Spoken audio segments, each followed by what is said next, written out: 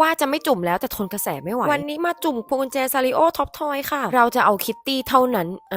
ได้ปอมปอมปูรินนะคะแต่นักจุ่มอย่างปาวาไม่มีแค่กล่องเดียวค่ะเรามีกล่องสำรองค่ะแล้วก็ได้โคโรมิค่ะแต่ได้ข่าวมาว่าคนตามหาเยอะอยู่นะเนี่ยพี่ที่ขายเขาก็บอกว่าน่ารักแต่คือเราอยากได้คิตตี้ค่ะทุกคนมาค่ะไม่รอกล่องที่3นี่มันครึ่งทางแล้วนะได้